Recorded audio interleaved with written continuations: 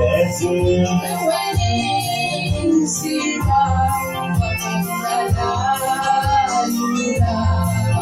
nakupenda Bwana, wewe ni Mungu wa kabila la Yuda. Nakupenda Bwana, Nakupenda wewe ni Simba wa kabila la Yuda.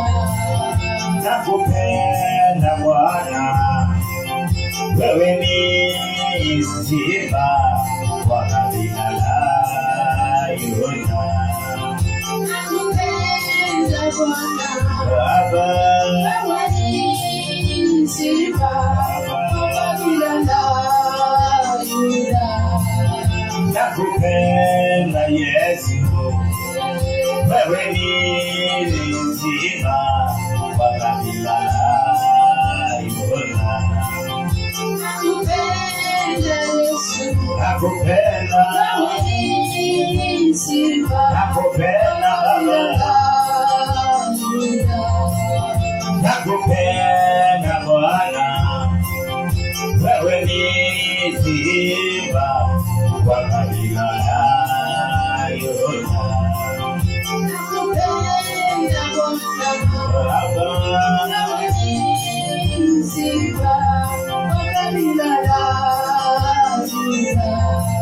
nakupenda Bwana, wewe ni Simba wa kabila la Yuda.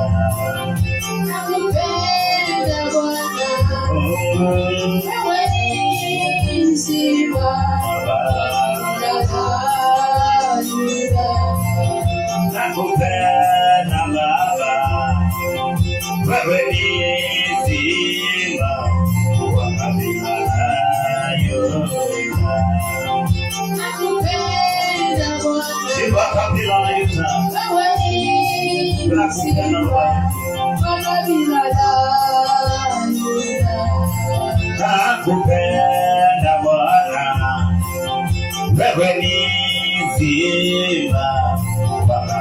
la Yuda.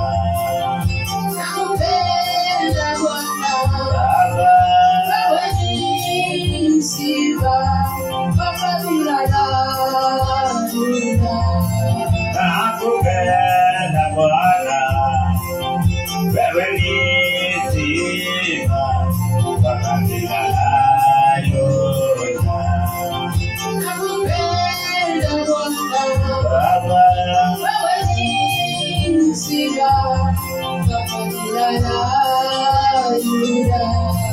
nakupenda Bwana, wewe ni Simba wa kabila la Yuda. Baba, nakupenda Baba, wewe ni Simba wa kabila la Yuda.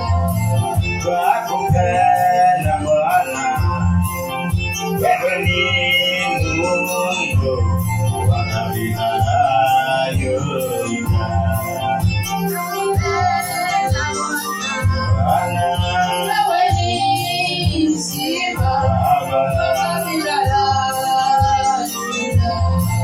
nakupenda Bwana, wewe ni Simba wa kabila la Yuda.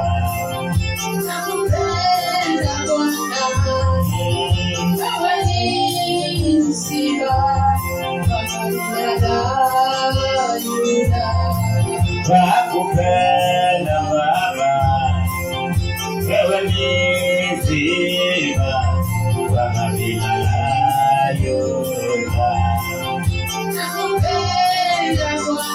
Bwana,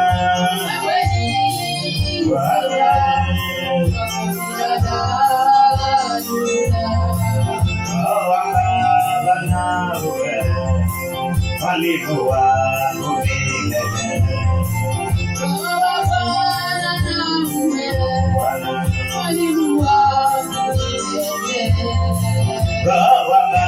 Bwana,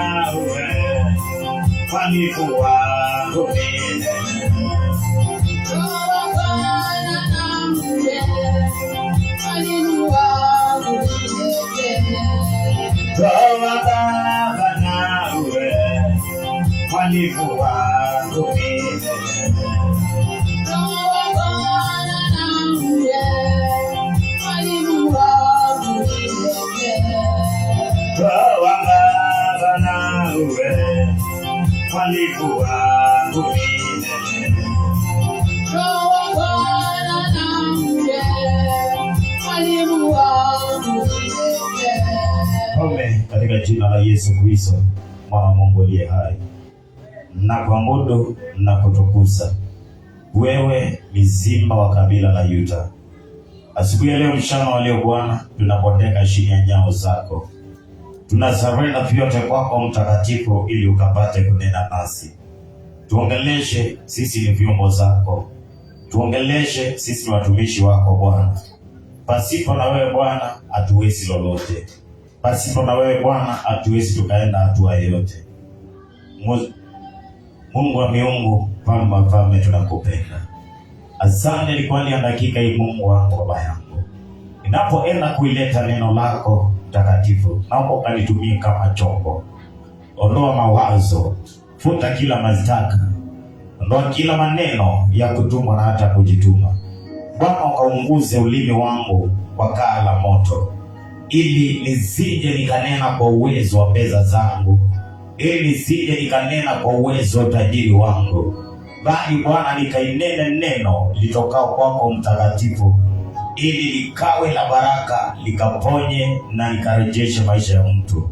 Katika jina la Yesu Kristo, zungumza na huyu mzee, zungumza na huyu mama, zungumza na huyu kijana, zungumza na huyu mtoto. Na ni kwako Yesu tumeomba na tumeamini. Amen. Bwana wabariki sana. Wacha tuende kwa neno la mchana wa leo. Bwana asifiwe sana. Amen. Leo naona masaa ni mazuri.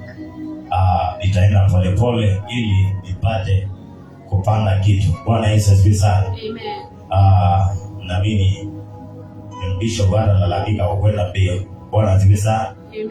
Na wale wengine, juzi nimepata simu inaniambia ya kwamba apostle, wewe unaenda mbio sana, saa zingine tunakosa kupata kile unafundisha.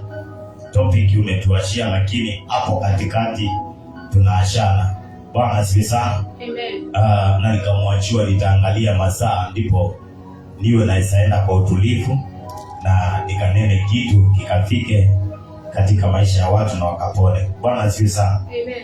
Kwa hivyo karibuni sana watazamaji wetu wanaotazama kupitia online Facebook, na kwa yule ako pale nje na angependa pia kuunganika pamoja nasi, mtandao wetu tunaitwa Apostolic Great Commission, the Mountain of Deliverance, Holiness and Improvement. Bwana asifiwe sana.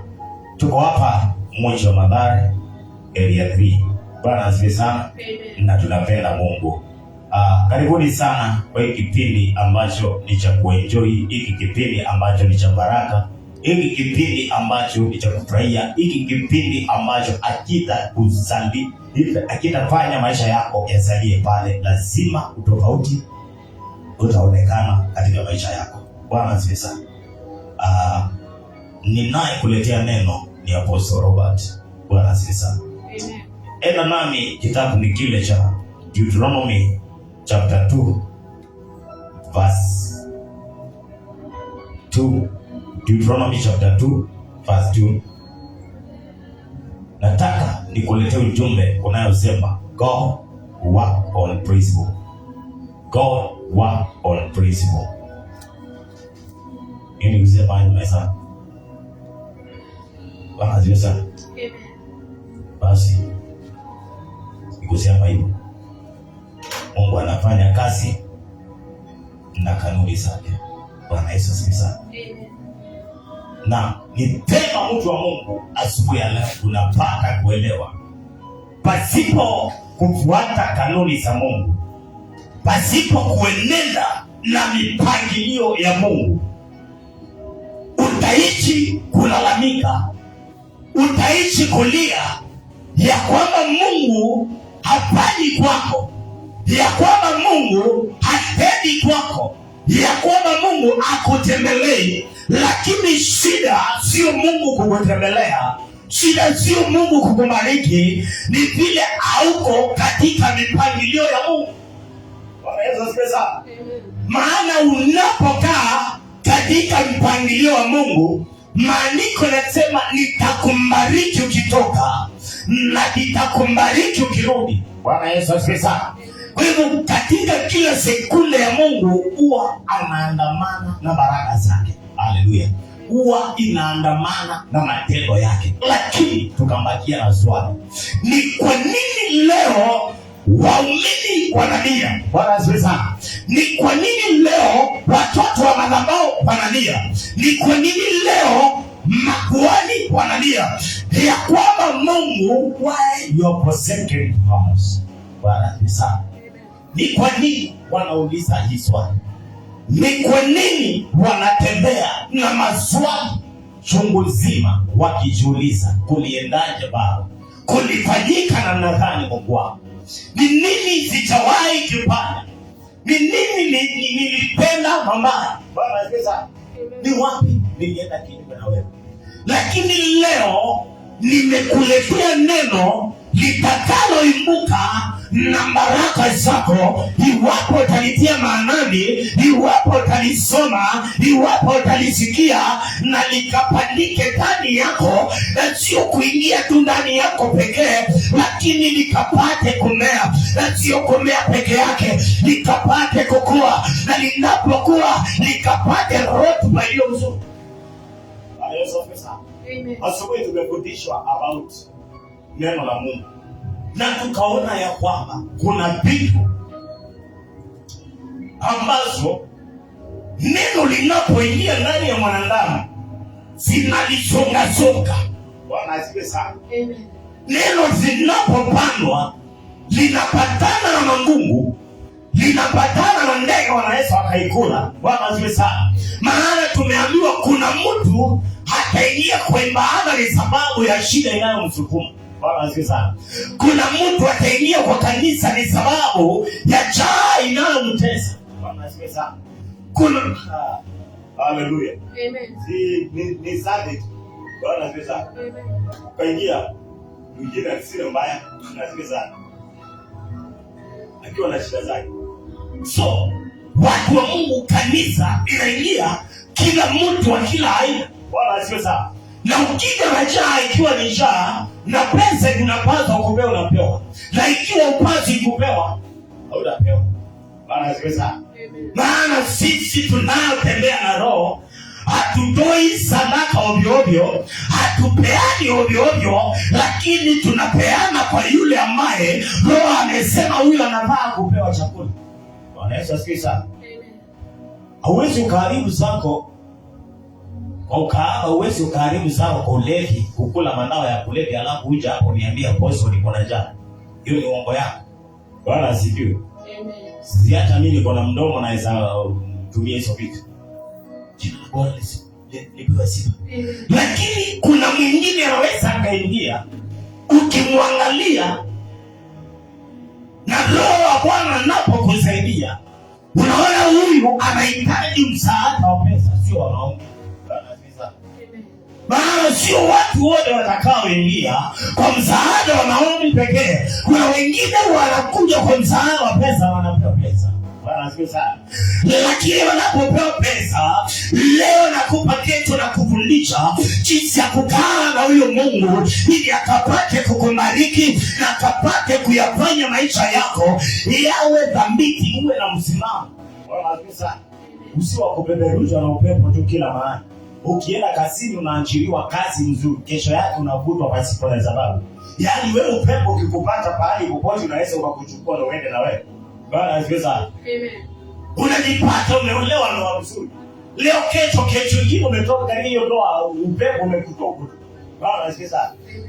Mtu kama huyo ninamwombea usiku katika ibada, Bwana akampe kustahimili na Bwana akampe stadi na mahali popote utakapokanyaga, Bwana akakupe kumiliki.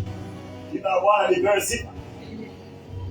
Na mtu wa Mungu leo ninapenda nikurekebishe kidogo, maana kuna kitu kiliachiliwa kwa mwanadamu, kuna kitu kilipandwa kwa mwanadamu, na akasalia Mkristo anatembea na neno moja, asije akatembea na Mungu ili akapate kumwelimisha. Bwana Yesu asifiwe sana.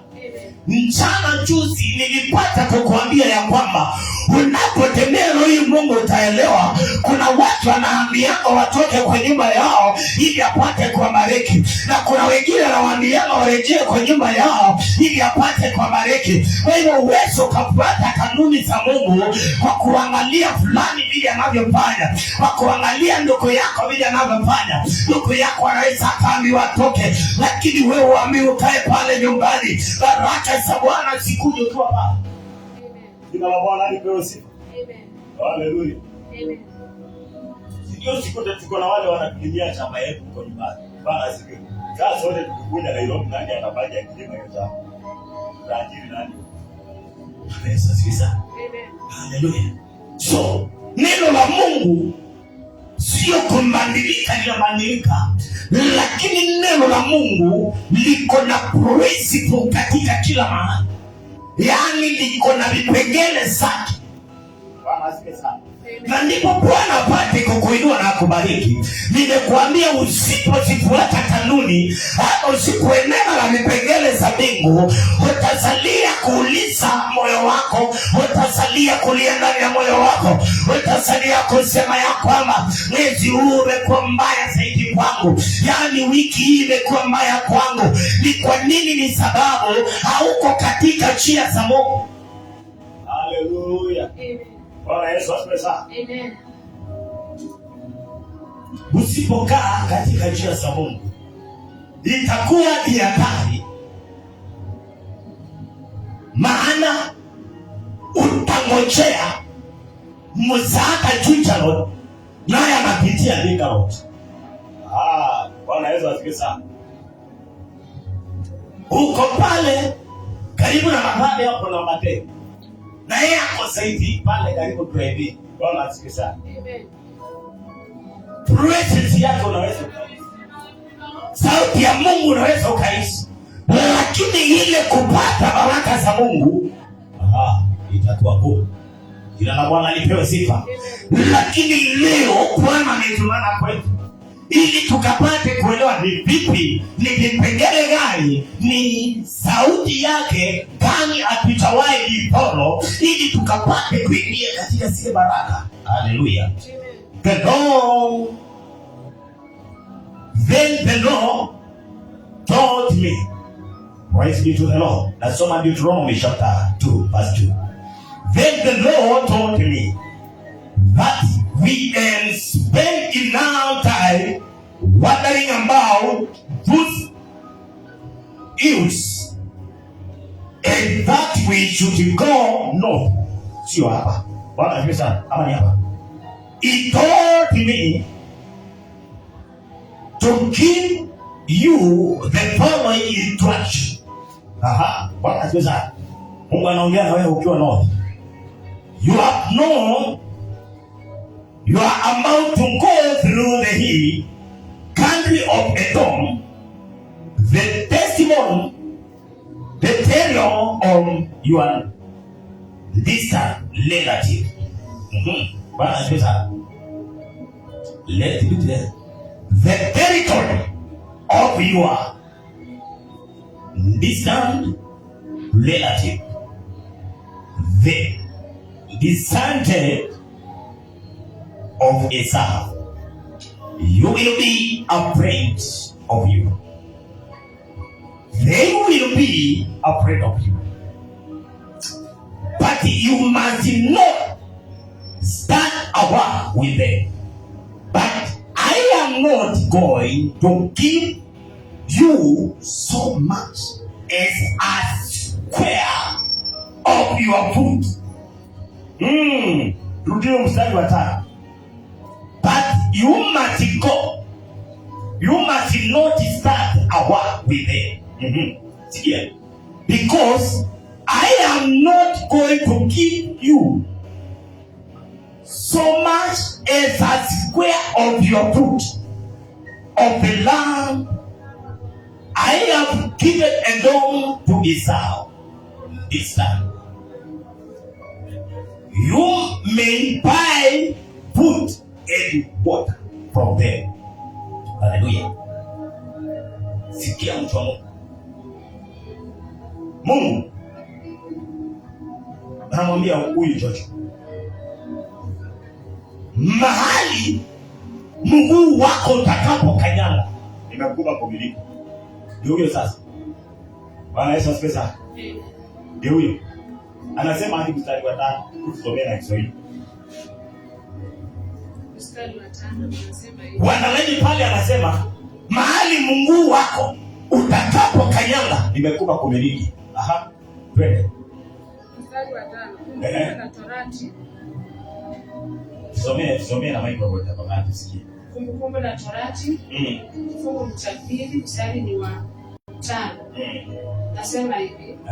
Msitete nao kwa maana sitawapa msitete nao maana sitawapa katika nchi yao kamwe. Katika nchi yao kamwe. Hata kiasi cha kukanyanga waya wa. Hata kiasi cha kukanyanga wayo wa mguu. Bwana Yesu asifiwe sana. Na uniambie Mungu alisema mahali popote nitakapokanyanga na mguu wangu Bwana amenipa kumiliki. Haleluya. Bwana asifiwe sana. Hiyo ni chocho, sio wewe. Bwana Yesu asifiwe sana. Wewe muulize Mungu Wednesday, not Wednesday, Friday tukiwa katika maombi, Roho wa Bwana akapata kunijulisha nikwambie ya kwamba kuna kitu anataka kufanya na haya madhabahu. Kuna kitu anataka kufanya na nyinyi watumishi wake.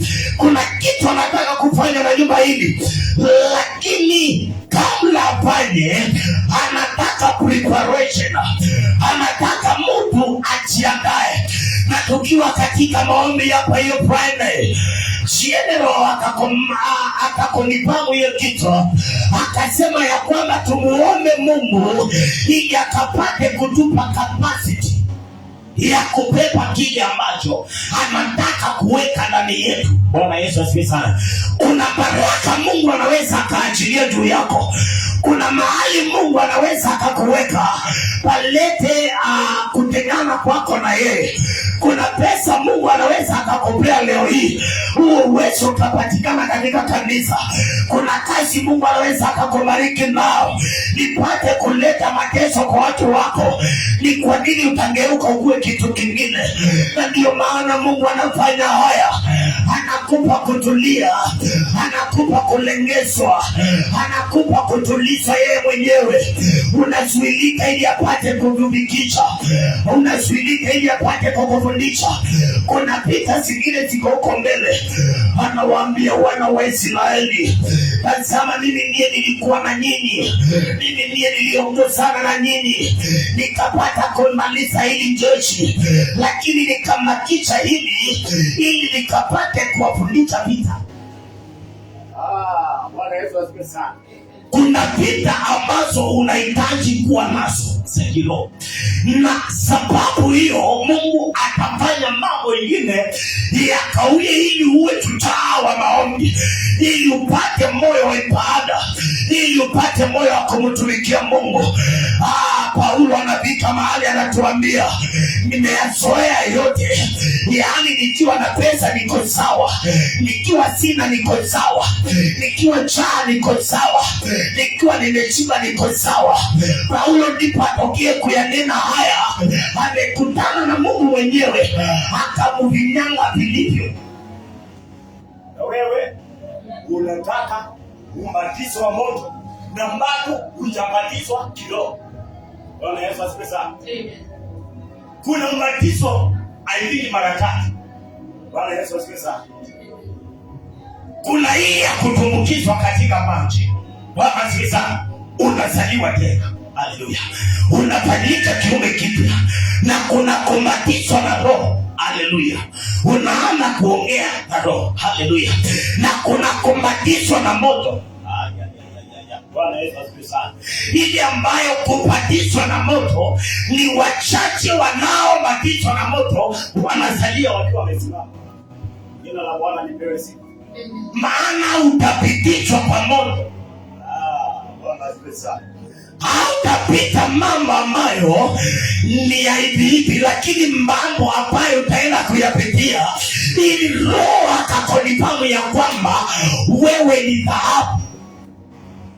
Halo, lazima upitie kwa moto. Bwana asifiwe sana. Na hapo kwa moto ni mahali ni wachache. Bwana asifiwe sana. Ni mahali ambapo neno linaachiliwa, linakuja direct kwa moyo wangu. Bwana asifiwe sana. Vile mchungaji alikuwa anafundisha siku, unakutana na mtu anakuambia kwa hiyo kanisa, kwa hiyo situ. Bwana asifiwe sana. Wengine wanasema unakuanga na ujinga, sababu nilikupata kwa hii kampuni na nimepata nitakuacha hapa. Bwana asifiwe sana. Ni sababu utumie akili. Na huyo mtu anakuambia kweli umepeleka katika hiyo kazi. Bwana asifiwe sana. Unajua situmie akili na nimekuleta hapa. Bwana asifiwe sana. Lakini Mungu ako ni pamoja ya kwamba unaweza kustahimili. You are ready to go with him. You are ready to suffer because of him. Praise be to the Lord. If you are not ready to suffer because to be confirmed that you are ready to go with Lord, you can't be the servant of God. The servant of God is the people they tested by fire. Wanapokea ubatizo wa moto, wanapokea vitu sabini. Bwana asifiwe sana. Huyo mtu akianza kuongea, Bwana Yesu asifiwe sana. Anaweza akaongea udhamini kuota anaona na ako serious. Bwana Yesu asifiwe sana. Ako serious, lakini anakuambia ni kwa nini amepitia katika moto akajua. Haleluya. So Mungu, turudi kwa neno letu, anawaambia wana wa Israeli wale tu wameongea na Joshua, akamwambia mahali Mungu atakanyanga nitakuwa pamoja na nyinyi. Sitawapa sehemu yoyote katika hii nchi ya Edomu. Bwana Yesu asifiwe sana. Number 1 amewatembelea. Akawaambia kuna kitu moja ningependa mjue. Vile mmehangaika, vile umeteseka, imetosha. Bwana Yesu asifiwe sana. Sikia. Funua hiyo nakuja. Nasikia roho ananitumia. Mungu amekutembelea, akatembea na wewe for what? Praise be to the Lord. Baada ya hii step, jina la Bwana lipewe sifa. Ukamwona Mungu, ukaishi uwepo wa Mungu, ukaona maisha yako yameanza kuchange, ukaona vitu zako zimeanza kuchange. Bwana asifiwe sana. Kama ni ndoa unaona imeleta mazao, kama ni biashara unaanjiliwa mahali pazuri. Bwana Yesu asifiwe sana. Lakini sababu ya uzembe wa Ukristo unalala. Bwana asifiwe sana. Yaani unaona nimefika. Akitafika mchungaji. Nafikiri ni maana anakuja.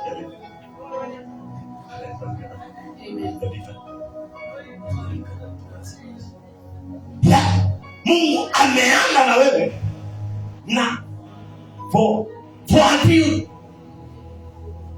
Anapotea. Amepotea aje? Bwana asifiwe sana. Umepika, sikia mtu wa Mungu, Roho ananihurumia. Katika huu mji wa Edomu kulikuwa na malazi mazuri, kulikuwa na chakula kizuri, kulikuwa mahali ambapo ungekaa. Bwana asifiwe sana. Lakini Mungu akaelewa wana wa Israeli watakapokuwa wanaingia pale, wanaweza wakalazi. Bwana asifiwe. Bwana Yesu akaona kwamba wamefika. Bwana Yesu akaona kila kitu iko sawa. Bwana asifiwe sana. kila kitu haiko sawa. Yesu ni huyo. Kwa Friday, Yesu ni huyo. Amechoka. Akapata boat. Nika lazima na lingine pale kando. Wafupi wametoka nje, wamechoka. Bwana Yesu asifiwe. Akaingia, akachangua. Hiyo asema. Akamwambia isongeze kidogo. Nataka kuhubiri. Isongeze, nataka kuhubiri. Bwana asifiwe. Isongeze, nataka kuhubiri.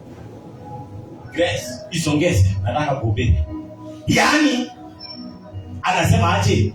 Songa karibu na mimi, nataka nikutumie. Nikaribie, nataka kukutumia. Bwana asifiwe. Hautamkaribia Mungu kwa masengenyo. Hautamkaribia Mungu pasipo na maombi.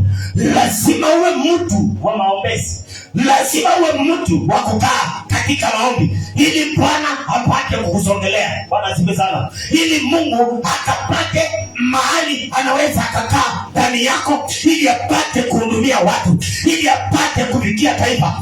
Mungu anakuambia songa kidogo. Ondoka kwa hao marafiki. Ondoka kwa watu wa kwenu. Ondoka hapo umekaa. Nataka nikutumie. Lakini unamwambia Mungu, nikitoka hapa itakuaje? Mungu, hapa ndipo sijui nini. Mungu anakuja na moto wa kutoa pale. Bwana Yesu asifiwe sana. Haleluya. Alimwambia Petro, songeza kidogo. Nitumie. Petro hakukataa. Bwana asifiwe sana. Akaisogeza. Yesu baada ya kuhudumia watu kupitia hekalu ya Petro, Bwana asifiwe, anamwambia atwika neti kilindini. Na sikia Petro na yeye akona ile kaujinga tu na kuhusu wengine. Bwana asifiwe sana. Bwana, tumekuwa hapa usiku mzima. Bwana asifiwe sana. Mungu, nimekuwa katika ministry nikisali under my father, na kuna vile niliona baba yangu anakapitia, kuna vile niliona baba yangu akihangaika. Unaniambia utaanza na nini? Mungu huko serious. Ile vita niliona pale ndipo unaniambia tutaenda. Bwana asifiwe sana. Lakini Mungu Yesu akamwambia Petro, sio. Lakini kitu moja sio. Bwana asifiwe sana. Akamwambia Petro, pika neti. Bwana asifiwe. Najua alikuwa akibishana, lakini roho anajaribu kumrudisha. Bwana asifiwe sana. Petro baada ya kumwambia tumekuwa hapa usiku mzima. Bwana asifiwe sana. Wacha kunichona hapa. Nimefanya kazi. Najua unaweza kuwa unasumbuliwa na hii upako wa jana. Bwana asifiwe sana. Ndio tunasema. Najua unasumbuliwa na huu ujana wako. Bwana asifiwe. Unajua walikuwa waongo. Haleluya. So Petro anamwambia, najua ile kitu inakusumbua. Eti umeona watu wameunganika hapa. Juu yako huyu unajaribu kuniambia. Lakini kakulu kidogo. Bwana asifiwe sana. Niko na kakulu. Nilikusikia mahali. Bwana Yesu asifiwe. Nitaiweka ni kwa ajili yako.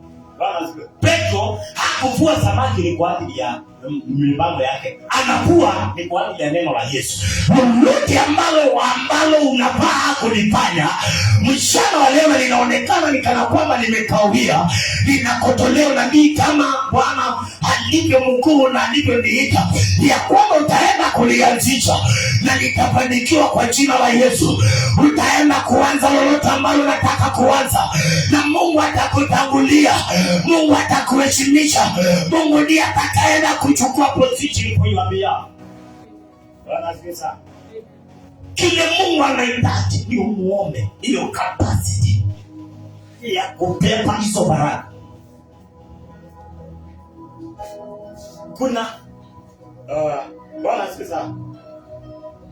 Nashukuru Maima Pasajasina alisema even ndoa, kuna watu watazeeka bila kuolewa. Ni kwa nini? Hawawezi. Wakiingia katika ndoa hii, Mungu bai Bana visa. Alikama alikuwa anajua kugani. Nitamuombe. Jina la Bwana Yesu. Kuna vitu ambazo Mungu anaweza kufanya na maisha yako sikutoe katika uweponi. Leo hii watu wengine unawaona hapa tu wakitembea hapa kwa barabara wakiongea kiujinga tu kuhusu makanisa, sio kwamba hawajui mambo ya kanisa, walikuwa pale. Bwana Yesu, wamelelewa pale. Wanajua vizuri kile wanaongea. Achana wale wameongea. Wale wameongea kupitia hiyo historia yao nyingine. Lakini kuna mwingine amepokea vyote alivyo navyo kutoka kanisa baadaye. Akasema hakuna baki. Tunaweza pesa. Akasema ile masomo niko nayo, leo mchungaji asikiana ni wa class 2, hatuwezi tukandamana. Na huyo titi amekuombea akiwa class 2. Ukaenda kwa hiyo level nyingine. Sasa amekuwa class 2 tu. Bana asikiza. Haikuwa serious na nini? Hata sisi utafanya nini pale sana. Ulikuwa hapo.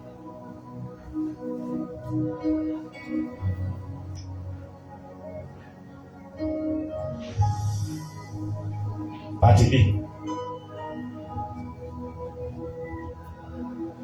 Kwa kuwa nimempa Esau milima ya Seiri kuwa milki yake. Nunueni vyakula kwao kwa fedha. Bana sasa mpate kula. Moja na nini? Mchungaji pia pole pole. Hii eneo nimepea. Lakini Mungu Kristo na uchiba kumiliki. Gari ya kula.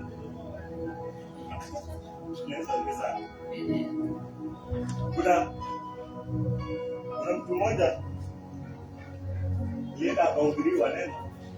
Bwana asifiwe. Ya kwamba ni mwaka wa upanuzi kama mwaka wetu. Mungu anaenda kupanua biashara yako. Chochote utakachoenda kuanzisha kwa atakiinua. Akaenda akanunua masufuria kubwa. Bila kelele mingi sana. Bwana asifiwe. Kelele yake kule. Lazima muulize Mungu katika hii step ambao unasema utatembea na nini? Ama unasema utafanya na nini? Uko wapi? God as his wisdom.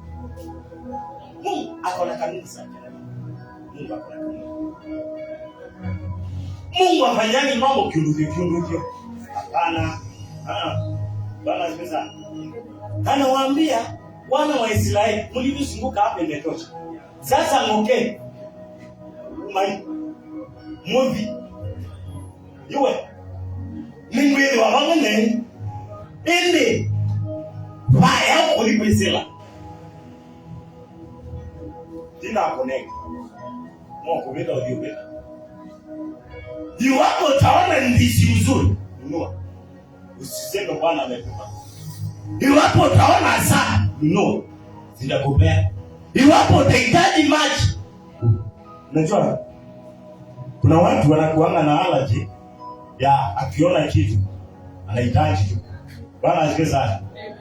Akiona maji anahisi akiona chakula Bwana asifiwe sana. Yaani yeye kuona tu na maji. So Mungu akajua watu kama hao wako hapo. Lolote ambalo unahitaji katika huo mji, nunua. Maana sitakupa hata yaani ukikanyaga hiyo imefuta. Ukikanyaga hapo pengine imefuta hiyo ingine. Bwana asifiwe sana. Hakuna mahali wao ile yoga kujua. Bwana asifiwe sana. Chochote utakachotumia katika huo mji utanunua. Bwana asifiwe sana. Lolote utakalohitaji katika huo mji nunua. Maana sijakupea. Bwana asifiwe sana. Mungu akaandamana na wana wa Israeli. Mungu akatembea na wana wa Israeli. Katika hayo mahangaiko ulikuwa umehangaika, Bwana akakuonekania. Bwana akakupa faraja. Bwana akakukumbuka. Akakubariki na baraka kidogo. Bwana asifiwe sana. Mungu hajamalizana na wewe na nini? Wacha kiburi. Tulia. Mungu hajaangalia. Mungu ako na mengi, ni kwa ajili yako. Mungu ako na mipango mikubwa, ni kwa ajili yako. Na for your information, yale unaona kama ni yako, si yako. Wala sasa ni kwa ajili umeajiriwa, na sababu mchungaji wako alikwambia chochote utakachoshika na mikono yako, Bwana amebariki lisha. Umeajiriwa na unaanza na posesi biashara ni yangu. Ni kwa ajili kazi yangu, posesi ni yako. Hata huna halafu. Anasema, imagine nakubeba na kangari yangu tunaenda. I possess. This is mine. Uko na cheti gani ya kuonyesha ni yako? Bwana sasa. Sitakuja cheti ndio uniambie ni yako. Bwana sasa. Lakini sikia mtu wa Mungu. Tunaelekea hapo kwa Joshua sura ya 5 mstari ule wa 13. Sikia hii. Bwana Yesu sasa. Yaani Mungu anakutayarisha kwanza. Mungu anakuprepare kwa kile ambacho anataka kupeana kwako. Lazima first afanye preparation katika moyo wako. Akuandae uwe unaweza. Bwana asifiwe sana. Au utatukana watu in the name of God. Bwana asifiwe sana. Na watu tu Bwana unabariki kidogo na wanaongelea watu wipate. Bwana Yesu asifiwe sana. Lakini nimejua na Bwana sababu anajua ni kwa nini. Lazima Mungu anapotaka kukupea anakuprepare. Jina la Bwana lipewe sifa. Na katika preparation wengine walikaa hapo kwa preparation. Bwana Yesu asifiwe sana. Naenda kukubariki. Akakaa hapo kukubariki. Bwana asifiwe sana.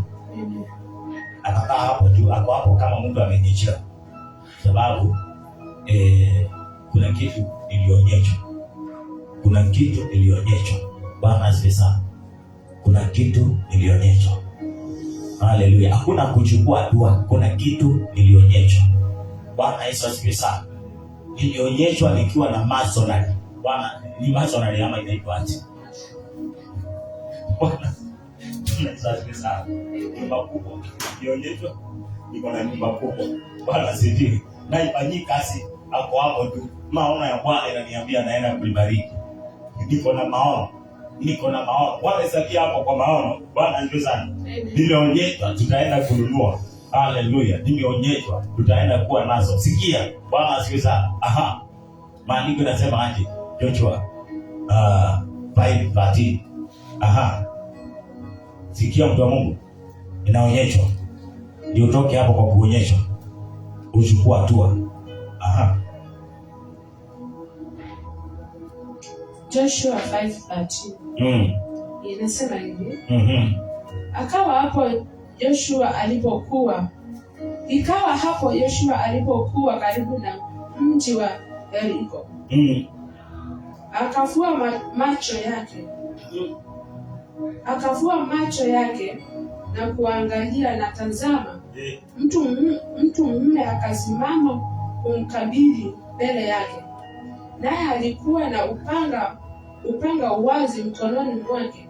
Yoshua akamwendea na kumwambia, je, wewe upande wetu au upande wa adui zetu? Akasema, la, lakini nimekuja sasa nili amiri wa jeshi la Bwana. Yoshua akapomoka kiusouso hata nchi, naye akasujudu, akamuuliza, Bwana wangu aniambia nini mimi mtumishi wake? Acha. Bwana Yesu asifiwe sana. Hiyo Kiswahili kama nipeleke vizuri. Sikia utamu ile anataka. Bwana asifiwe. Joshua 5:13. My Bible inasema hivi, ya Kiingereza. While Joshua was near Jericho. Sikia mtu wa Mungu. Joshua amekaribia. Sasa angalia, wametoka katika ile milima ya Edomu, wakavuka mto Yordani. Bwana asifiwe sana. Baada ya kuvuka Yordani, wakaangalia Yeriko sasa. Bwana asifiwe sana. Na wakiwa pale, sikia, wakiwa pale, Mungu akamtokea Joshua. Bwana Yesu asifiwe sana. Amen. While Joshua was near Jericho, he suddenly saw a man standing in front of him, holding a sword. Joshua went up to him and asked, "Are you one of the soldiers or an enemy?" Bwana Yesu asifiwe sana. Joshua anaelekea Yeriko na ameona jamaa, akaona huyu vile amecheka, akosi kuwa ni wa kwetu. Bwana asifiwe. Ingia katika imani. Huyu vile hako akosi kuwa wa kwetu. Bwana Yesu asifiwe sana. Unapokutana na shida, unaonanga kuisha ama unaonanga ushindi? Joshua amekutana na jamaa.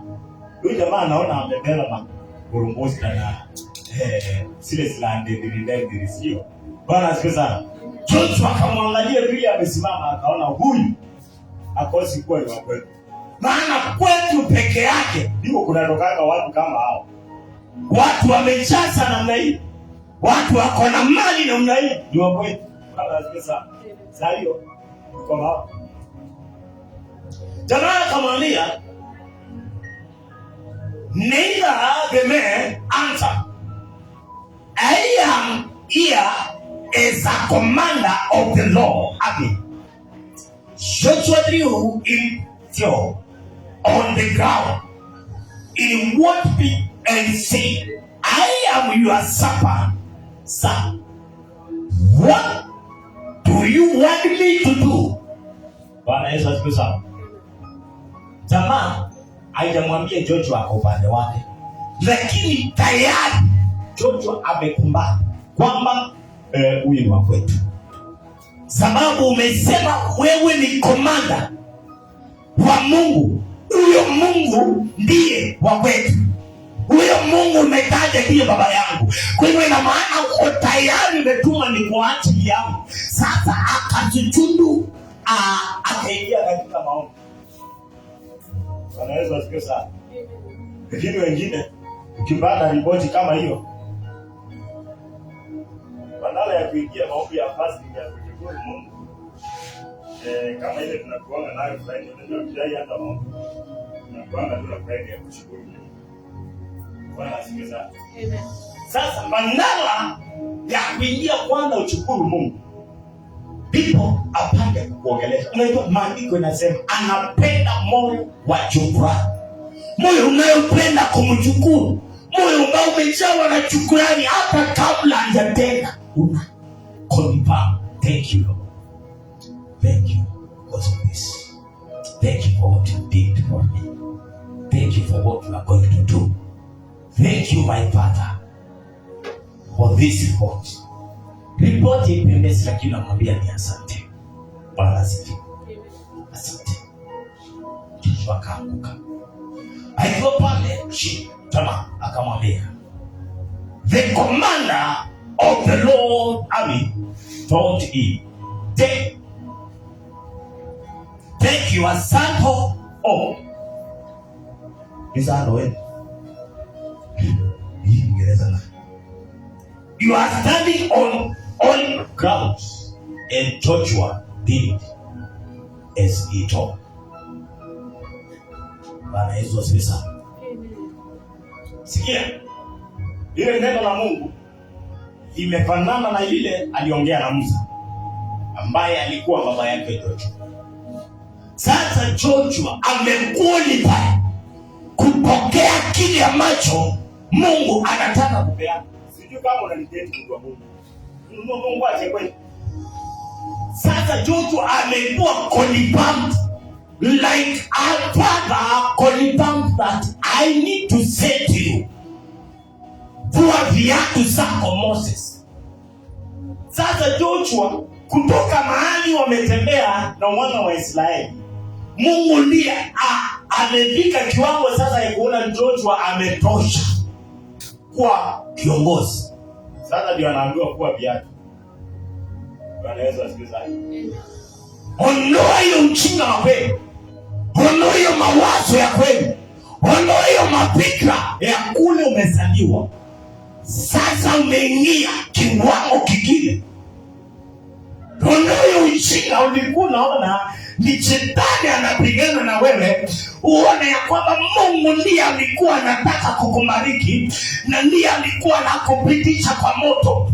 Huko mlikuwa mnazunguka, Mungu alikuwa pamoja na wewe nyinyi ili akapate kuwatweza, akapate kujaribu ndani yako. Iwapo kile kitu nitaweka pale, Bwana sasa kitaleta maafa kwa nyumba yenu, kitaleta shida kwa mke wako, kitaleta shida kwa mume wako. Nani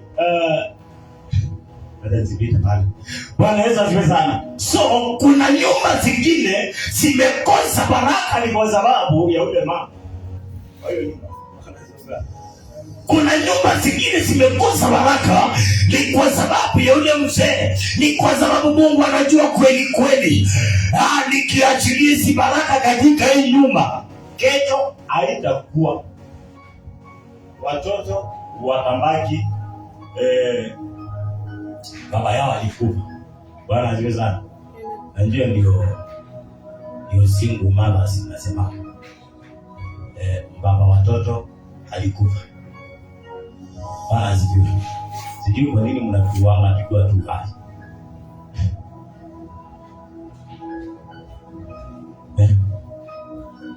Ni maji naambia watoto. Baba yenu alikufa. Anaumia. Sina wala pesa. Sorry. Tuendelee. Haleluya. Mungu akakulipa. Akamwambia, "My son, sasa umekuwa mwanaume. Toa viatu sasa. Toa ushamba. Nataka kufanya kitu na wewe." Hizo kuona mambo ya ukoo wa kwenu na mambo sijui nini. Achana nazo. Bwana Yesu asifiwe sana. Niko na haja sasa na wewe. Nimekonfirm umekuwa shujaa. Kwa nini amekuwa confirm kuwa shujaa? Amekutana na jitu. Bwana asifiwe. Aliandikwa jitu lakini temeana na roho na kufunulia. Amekutana na jitu katika maono na ile jitu akaniuliza swali. Hakuogopa. Bwana asifiwe sana. Mazile jikujia uwe unapambana naye namna gani ama unatoroka? Bwana wakati Bwana asifiwe. Saa zingine Sisi hivi unanyeza kuingia gari hapa stage. Bwana niweza. Na kawa kuna jamaa sio mama, mwanaume alikuwa amekaa hapa kwa kioo. Bwana asifiwe sana. Ile gari kaenda kapita mahali kainama ikasema, "Hai!" Ndio kuja mahali. Bwana asifiwe sana. Sio yeye anaendesha gari kwa dereva.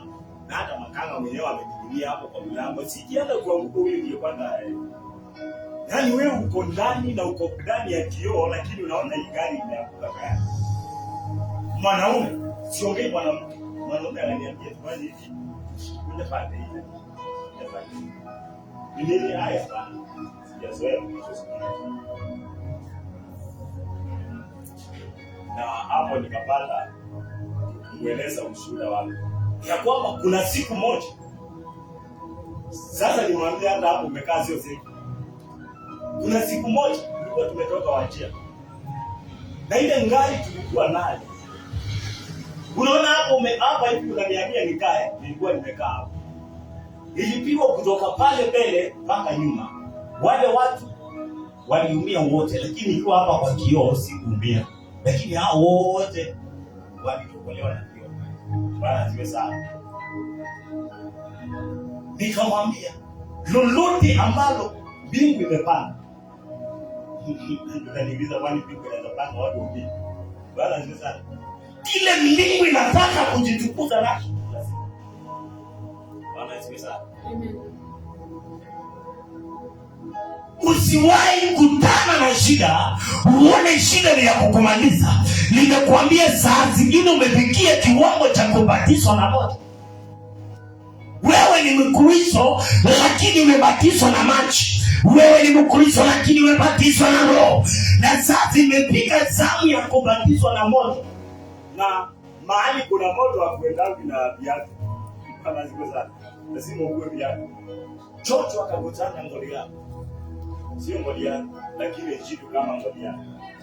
Akaiuliza, wewe ninaona umevaa vizuri. Ninaona zilao uko nazo vizuri. Lakini naomba uniambie kitu moja ndio tumalizane mapema.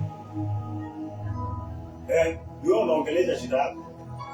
Ninataka uniambie umekuja ni baraka zinakuja au unakuja kumaliza? Kama unakuja kumaliza ni kumalize na niendelee. Bwana kumalizana shida kidogo. So Joshua akaambia yule jamaa, niambie umekuja namna gani? Jamaa akamwambia sikuja kumbaya. Mimi hata ni komanda kutoka huko mimi. Bwana asifiwe sana. Yule Joshua anaongea na komanda huko mimi. Jana naye. Lakini Joshua alipoelewa akapiga magoti. Akaamua kuinuka. Jamaa akamwambia yu wako ni bao tuko sawa. Toa hizo mazilipa zako. Nimesoma sando. Ama Kiswahili kinasema. Ndio mimi kama basi.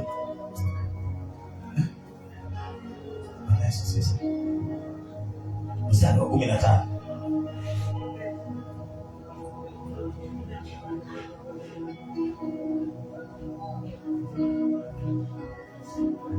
Huyo amiri wa jeshi la Bwana akamwambia Yoshua, "Chukua viatu vyako." Ni viatu, sio sando.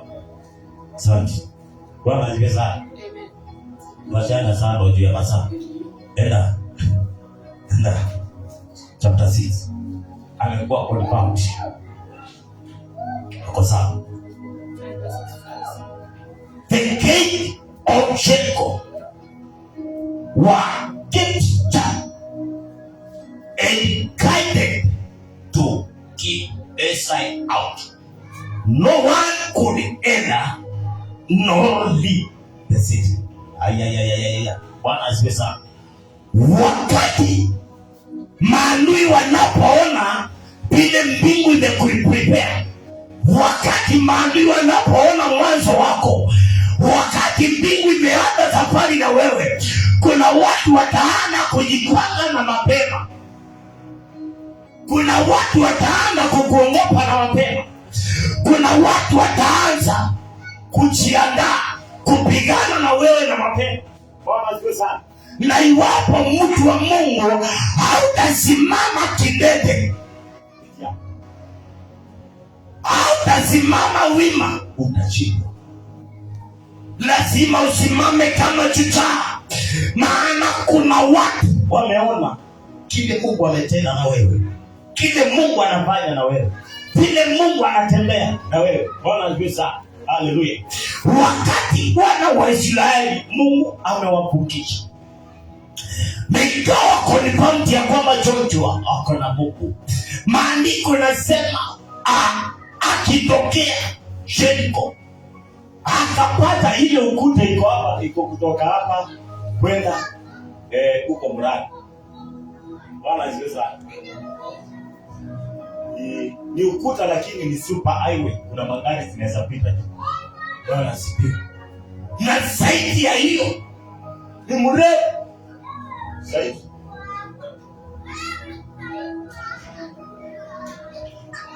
Zaidi ya hiyo kuna makomanda, kuna jeshi limewekwa katika mlango. Mungu anawasaidia. Yaani unapata mtu ameteseka, biashara yake haina mazao yoyote. I thank God because of my Bishop George Wazuki. huwa ananiambia ya kwamba mtu akisimama kunizuia, hata yeye atakuwa hawezi enda mahali. Maana si uko hapo, tuseme ni wewe hii ambao sio umenizuia, siwezi pita kwenda mbele, si ndio? Bwana asifiwe sana. So tutakaa hapo, hakuna lolote jipya kwa maisha yako, hakuna lolote geni kwa maisha yako. Nitaongea ni kwa nani? Baikilukio kiko wale kama usiusi nikimemanda makomina na umeneno mandono makomina na Jehova gai akili kilela ula musiwiba loka kwemisi abalukile nunu wa siyama ziyeme zikaende kwenyuma siyamangikie nunu siungamite sione misi katika aduwesu niendea na sikendea kwa mangika sikendea kudela sikende wanaume pia baikende wakinu na kiba kimateria mundu wanga inoka mbwe veba waki wewe wandini waku wendea wende wana veba waki wewe wendea wizozonga na agukumi mangai angini magukuma hataoi angini magukuma uya wa satani menziliti megukuma uya wangai ukona magukumi wangai ni aeye mwana na ana na ndenda kumurusu agukumi uya wangai agukumi vikila undumela idini wake ama angalia Yesu mumina ekalamu vinyero mono ni mwini mundu mwenenga mwana wa pili Yesu hata yomuno aino kwenda ozi alangi mekaende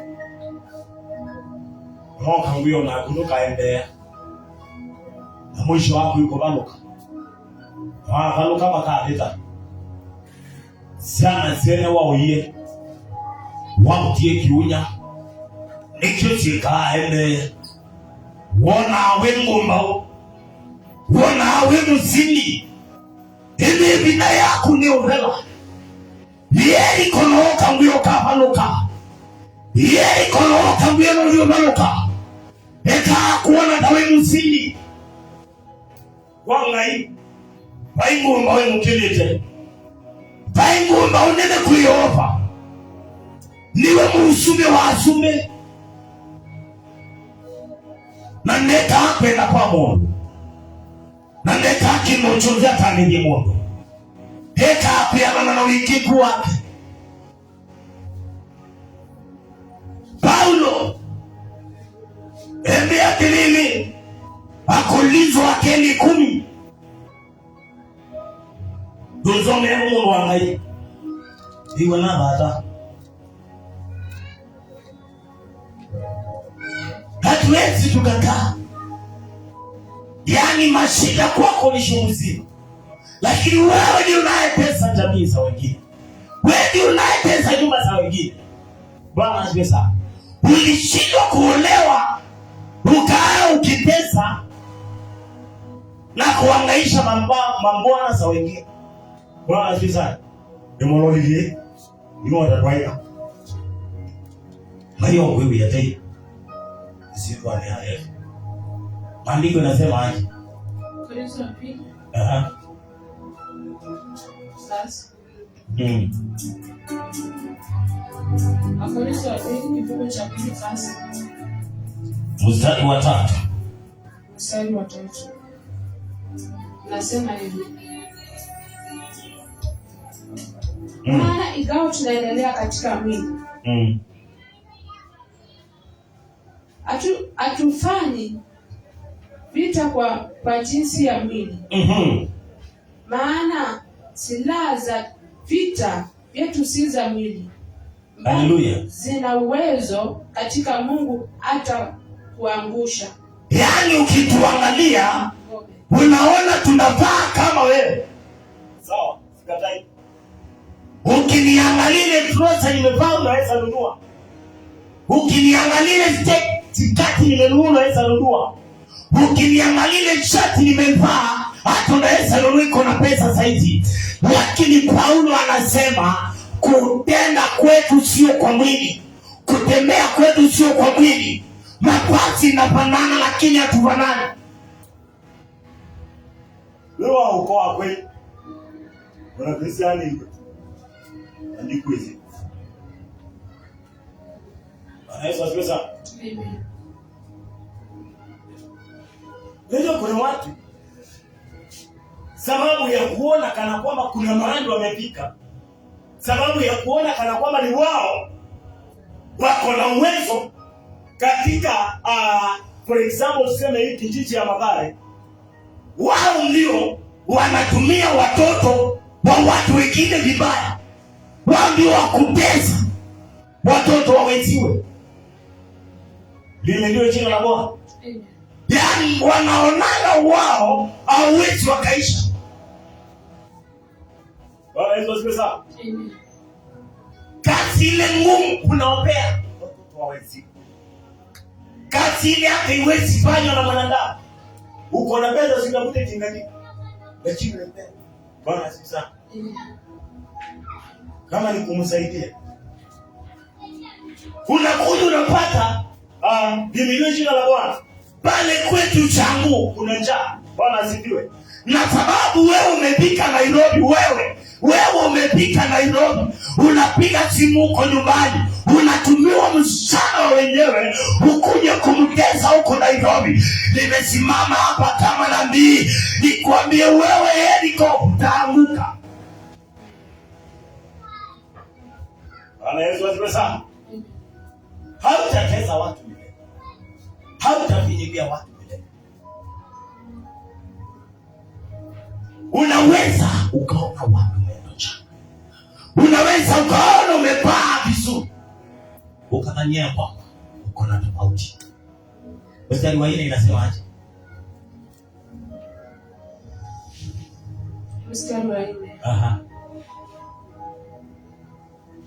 Maana silaha za vita vyetu si za mwili, mbali zina uwezo katika Mungu hata kuangusha ngome. Silaha zenye tunatumia sio hizi zimetengenezwa hapa Kenya, lakini ziko na uwezo juu ya kiungu. Ziko na Mungu.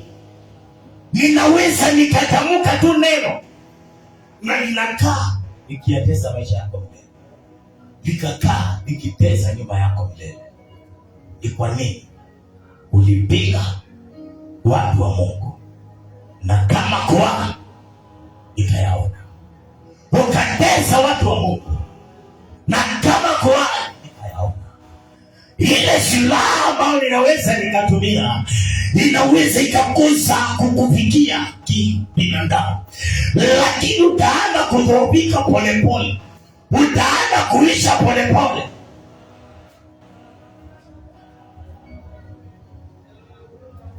Dakika ya mwisho ikamungundue. Ukenda wewe India, wiki wako. Bwana Yesu asifiwe sana. Na zile pesa uliyonyang'anya watu ukiona ya kwamba unajinufaisha, zile pesa ulitesa watu ukiona ya kwamba unajibaini, sizo pesa ziishie huko na ukuje ukiwa katika box. Wakati Bwana asifiwe sana.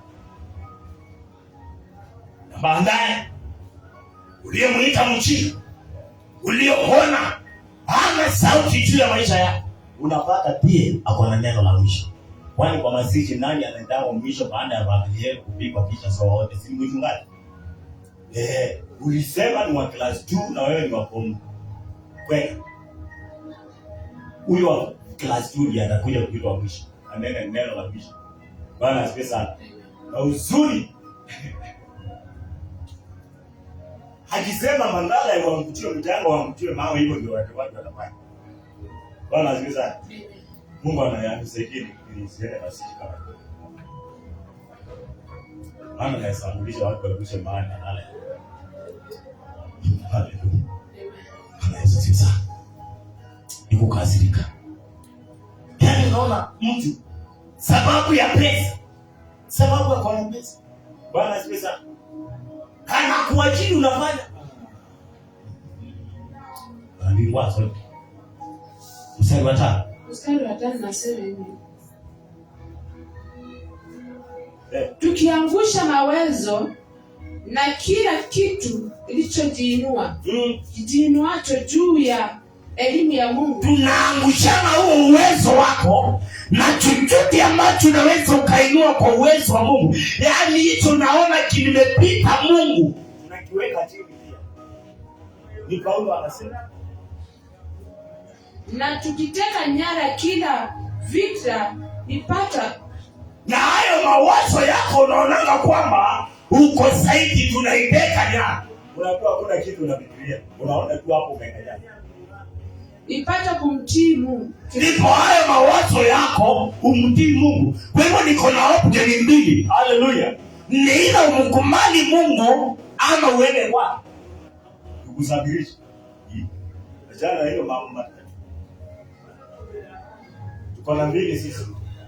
Leo uokoke. Wewe mama mchawi uokoke.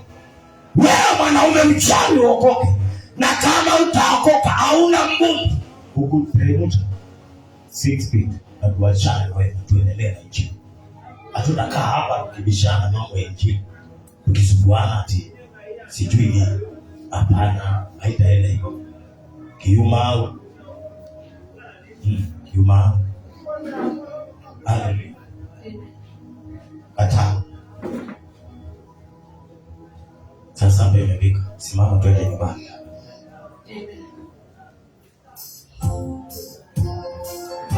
Simama na kusimama.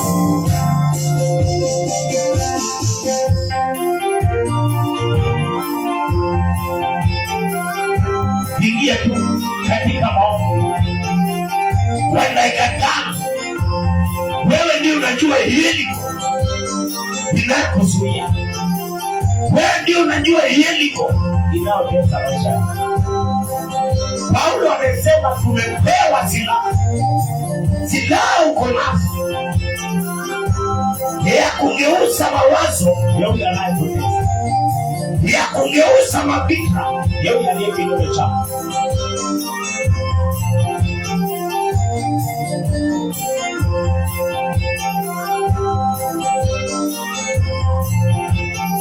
Huyo anayeona mshindi wa maisha yako, mtangazie kuingia katika maombi.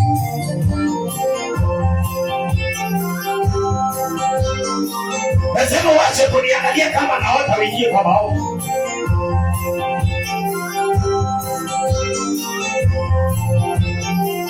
Mwambie Mungu akakusaidie.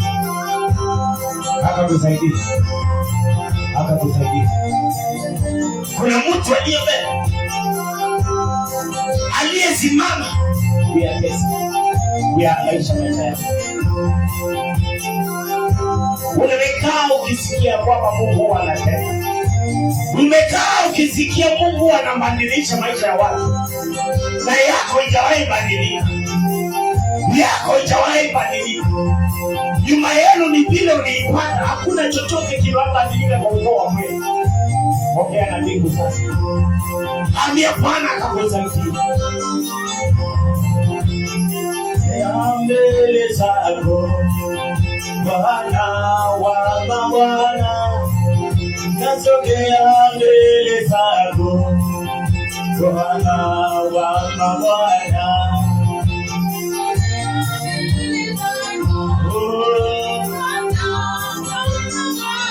Yes, my Father.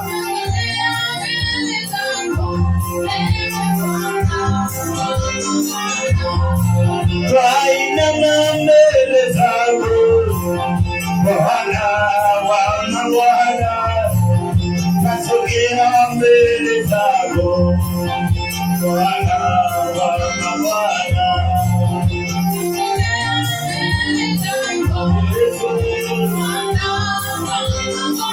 Yesu wangu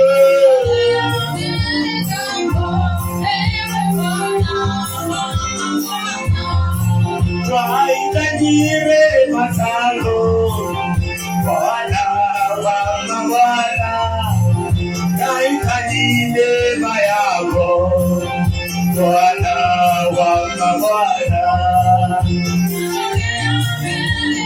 angalau Mungu wa Israeli ninakuone tu step moja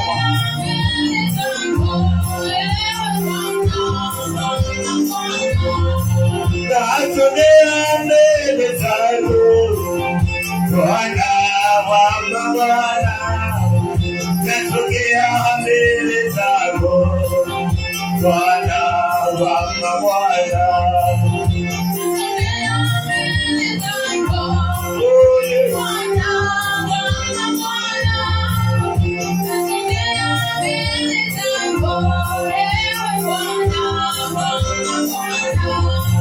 nasogea mbele zako Bwana wa mabwana nasogea mbele zako Bwana wa mabwana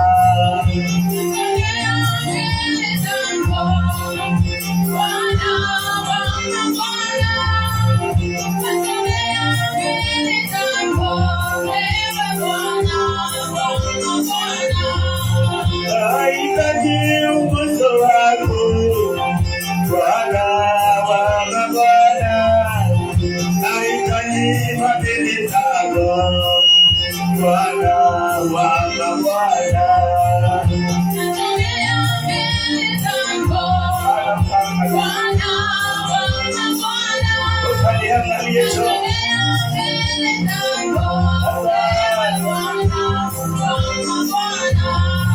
nasogea na kanisa lako Bwana wa mabwana nahitaji uguso wako Bwana wa mabwana